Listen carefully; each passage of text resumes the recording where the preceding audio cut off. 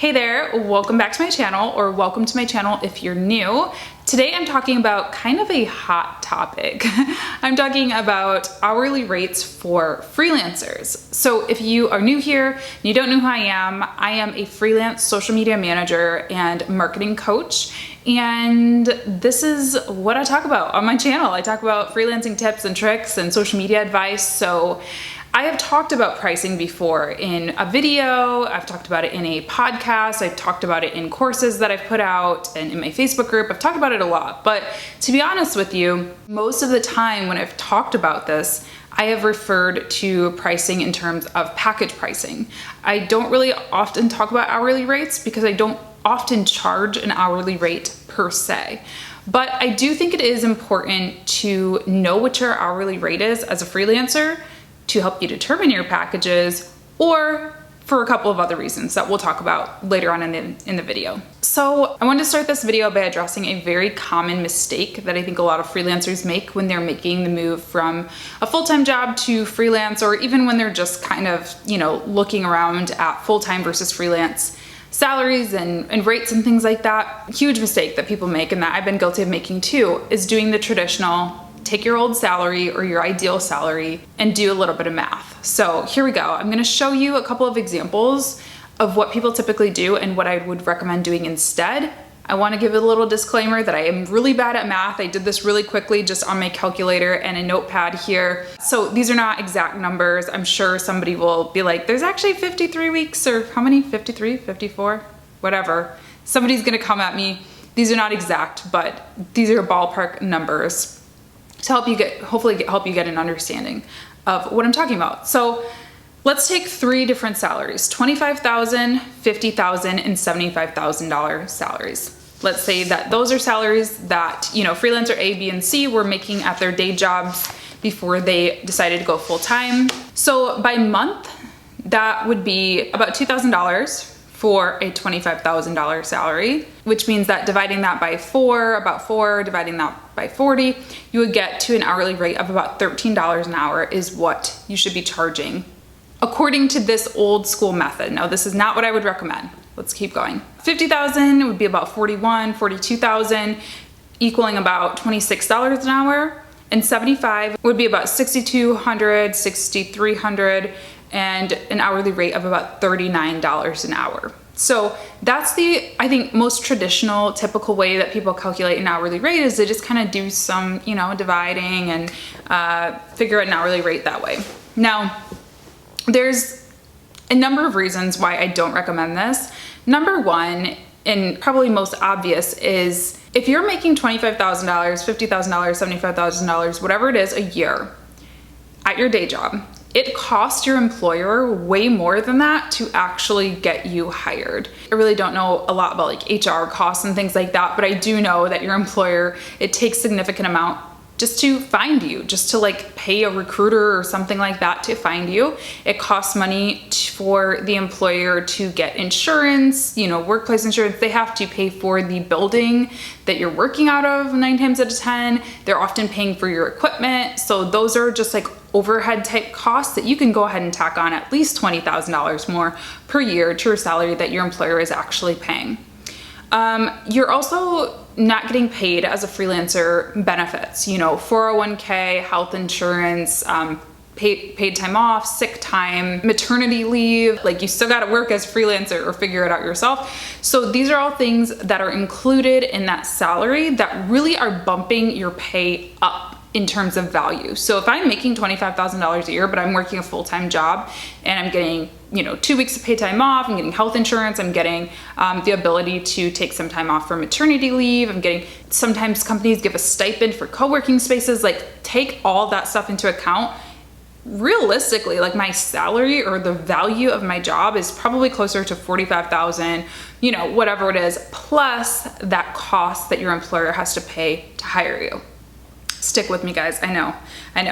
Another thing about charging just like a simple rate like that, I think a lot of companies who are looking to hire freelancers, if they've never done this before, they're new to this, or whatever, they might sometimes think like, okay, well, I'm looking up social media manager in average salary in the United States. It's only about, I think it's about 50,000 or 60,000, somewhere in between there.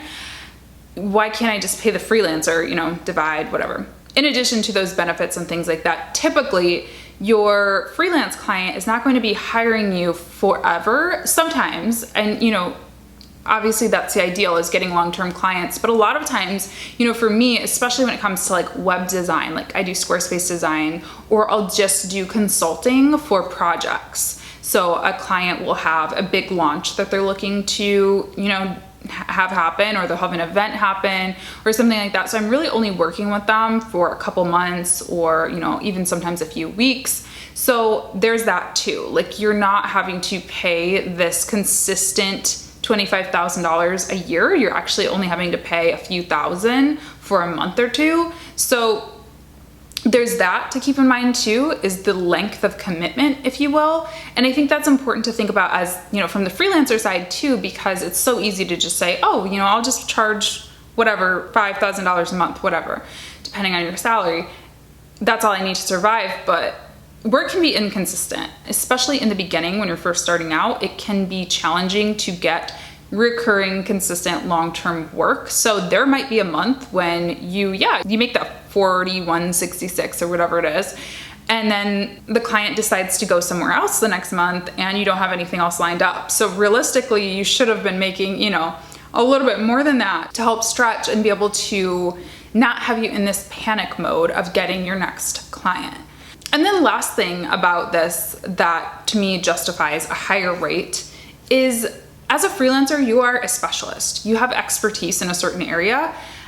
Now, granted, a lot of jobs, you know, obviously you're hired. I worked as a social media manager. I worked as a paid social media strategist. Like, that was my specialty, yes. But at the same time, there were things that I did for my jobs, my 9-to-5 jobs, my 9-to-5 jobs in retail, in corporate world, nonprofit world, everything, that were really outside of my scope. Like, that were just to help my teammates or to just kind of keep the business running. I mean, in retail, I would clean toilets, you know, like that's not a part of my job. Not to say that that work is not valuable, because it absolutely is. So I'm not trying to downplay that, but I'm just saying I was a retail manager. That was my strength.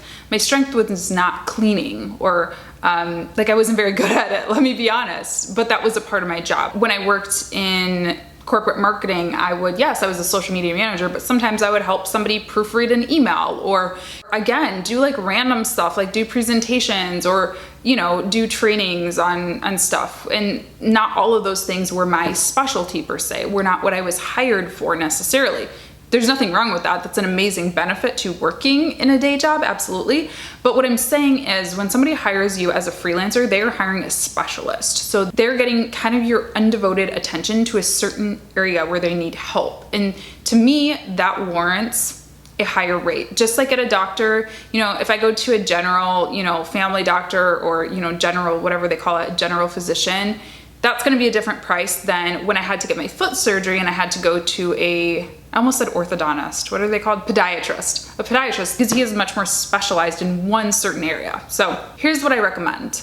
And I actually saw this in a Facebook group. I'm in a Facebook group. It's called Freelancing Females. It's really great. If anybody, I'm not affiliated with them. It's not my group. I do have my own Facebook group too, which is always linked down below. But Freelancing Females is a really great group for questions like this. So highly recommend hopping in there if you're new to freelancing. But I actually saw this recommendation in there. So credit to the person who posted this, but she recommended, instead of doing that mathematical equation, a better option is to move your decimal point, or comma rather, 3 spaces to the left. So let's look at that chart again using that formula. So 25,000 would be $25 an hour versus $13 an hour. $25 an hour equals about $4,000 a month if you're working 40 hours a week, and $48,000 a year based on 40 hours a week. Again, now keep in mind, remember when I said your realistic salary with your benefits and stuff is probably closer to 45. So that sounds a lot more realistic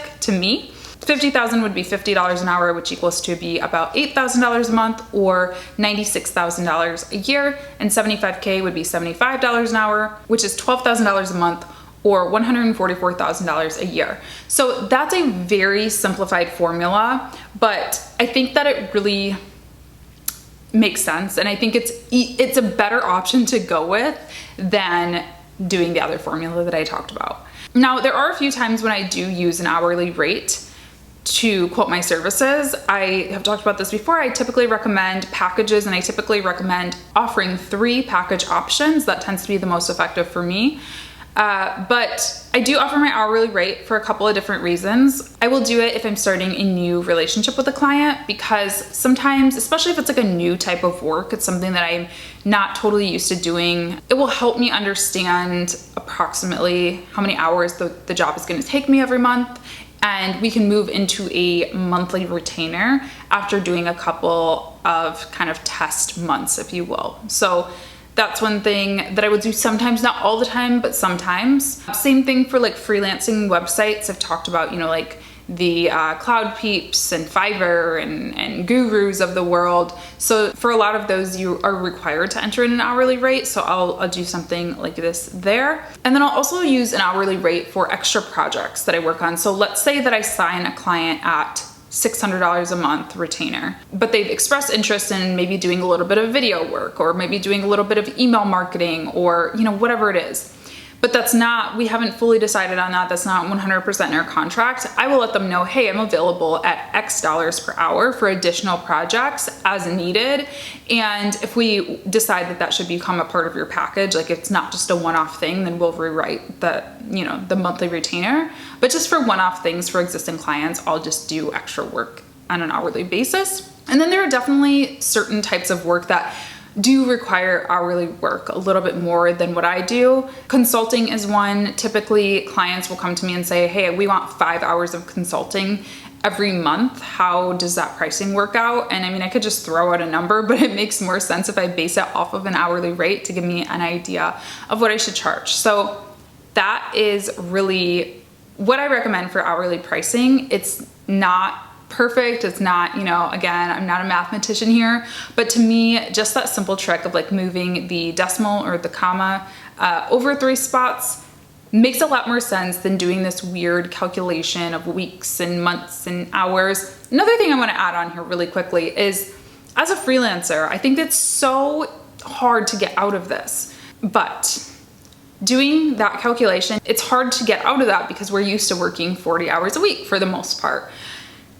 As a freelancer, you're not always gonna work 40 hours a week. Sometimes you're gonna work more, sometimes you're gonna work less. And that's the beauty of being a freelancer. You don't have to always necessarily. And it's really hard to get out of that mindset when that's kind of like what we have been trained to do, especially at least in America. I don't know about other countries. I know other countries have different amounts of hours in the work week, but that's really hard one to get out of. So I do think it's important to add a little bit of padding for those weeks when you're not going to be working 40 hours a week, or if you don't want to. Frankly, one of the reasons that a lot of people become freelancers is because they want better work-life balance. Maybe you have kids, maybe you have a side business, maybe you have, a sick parent, maybe you just physically, can't work a lot because of health or whatever it is, just because you don't want to. You can design your work week. Like, nobody is here to tell you that you have to clock in and clock out and make 13. Like, you can design all of that stuff. But I do think following some type of formula and having some kind of justification, if you will,